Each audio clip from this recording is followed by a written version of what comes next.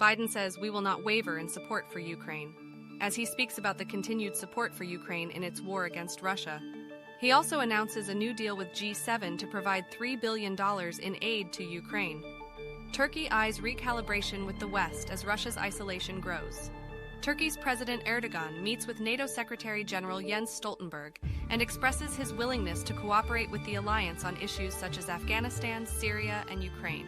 Italy swelters under deadly Cerberus's heat wave, which could break European temperature records. The country faces temperatures above 40 degrees Celsius, 104 degrees Fahrenheit, and wildfires in several regions, prompting authorities to issue red alerts and urge people to stay indoors.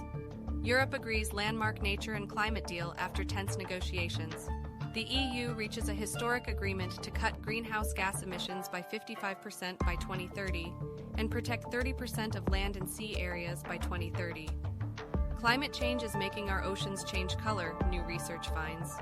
Scientists discover that phytoplankton, microscopic algae that live in the ocean, are changing their pigment composition due to warming waters, affecting the color and reflectance of the sea surface. Ancient pendants made from giant sloth bones suggest humans were in Americas earlier than thought.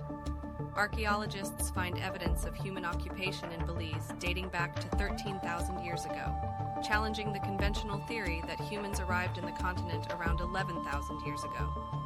Desperate scenes as nearly 2.5 million people displaced by war in Sudan. The UN warns of a humanitarian crisis as violence escalates in the country following a military coup in October 2022. Thousands of people flee their homes amid airstrikes, clashes, and food shortages. North Korea fires intercontinental ballistic missile into waters near Japan after threatening U.S.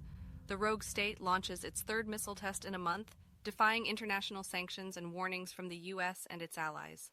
The missile is capable of reaching any part of the U.S. mainland.